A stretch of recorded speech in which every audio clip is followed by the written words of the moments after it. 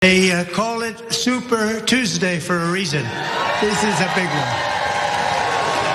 And they tell me, the pundits and otherwise, that there's never been one like this. There's never been anything so conclusive. There's still some work to be done to unify the Republican Party, and that's going to depend a lot on his tone tonight and whether or not he stops doing things like calling her bird brain.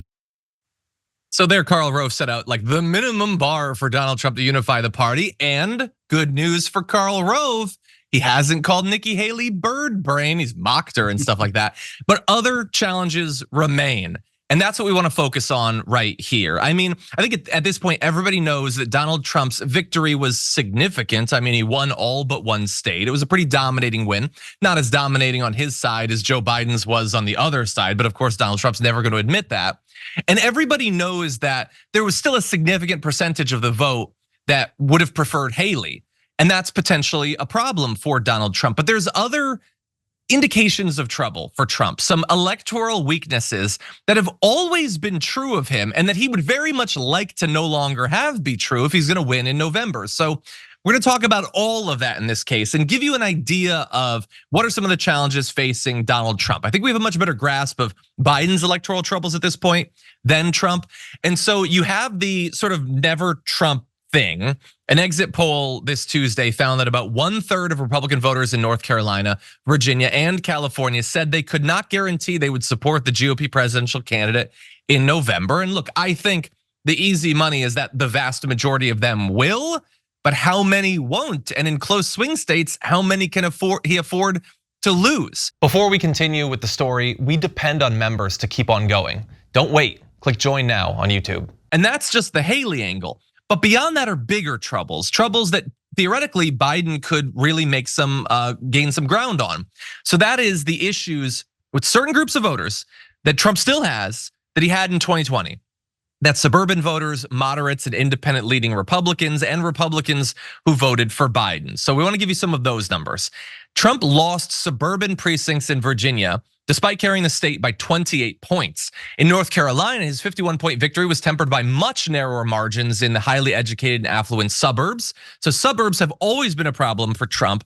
And they're trying to do what they always do to fix that problem, which is, okay, it's suburbs, it's soccer moms. Let's scare the hell out of them by talking about brown and black people. So they're doing that. They're focusing on the border and stuff like that, but it didn't work in 2020. Who knows if it will here? And of course, there are some issues that are trouble for Trump. Abortions is trouble as well. He lost to Miss Haley among Republican primary voters in Virginia who oppose a nationwide abortion ban. And that's about Republicans, but there's a lot of independents who are not at the extreme right-wing position on abortion. And this is Trump, the guy who killed Roe v. Wade, the guy who's talking about national abortion bans. So that could really hurt him in some of these areas where he can't afford to lose as big as he did in 2020. We have more, but Farron, I want your thoughts about some of these various troubles. Yeah, I think a lot of what Donald Trump's trouble is right now, especially with some of these suburban voters, is the fact that they've already worn out their talking points. You know, you bring up the fact that, oh, you've got to be scared of the people coming across the border. And Republicans have been screaming that since January 20th, 2021 at 12:01 Eastern. As soon as Biden became president, they started ranting about the border. And at this point, I'm not saying the border is not an issue, but when you have these people in these states that are very, very far away from the border, and sure, for years they've thought, well, we got to do something about this. We got to do something about what? I'm going about my daily life. Yeah, I've been told I need to be afraid of this, but I go to the grocery store, I go to my job, I'm not actually seeing this. So what am I being afraid of? You have people that really are waking up to that, because as we're seeing in the polls that are coming out now, 3 months ago, immigration was the #1 issue for voters in nearly every poll. Immigration has now fallen down to number 3. The top one, by the way, in one of the most recent polls was political extremism. So these people are looking at this like, okay, well, I guess it's an issue, but is it really that big of an issue to me? Is that the biggest threat to me, as the Republicans are saying? No, it's not. These people are finally waking up and saying that. So I think the exhaustion in general of a lot of these talking points with them saying, oh, the economy was better under Trump than it is with Biden. people are looking down and they're saying, well, actually, no, it's not. I mean, certain things have gotten worse that are obviously outside of Biden's control. The housing prices. Biden is not the one out there calling your local realtor saying, hey, go ahead and increase the price on that one by $250,000. Biden's not doing that. He is not responsible for the increased prices you're seeing at the grocery store. And as his administration has gone on, the blame has shifted from being on him for those things to, wait a minute, we got corporations doing this stuff. We got Republicans killing legislation. I'm starting to see what's happening. And as we get closer to the election, people do pay more attention to the news. So I think all of that is detrimental for Donald Trump, especially with him being the last Republican now. 100% of that spotlight is on him. I mean, as recently as Monday, all of the news sites I check every day had at least one story about Nikki Haley. Well, they don't have to do that anymore.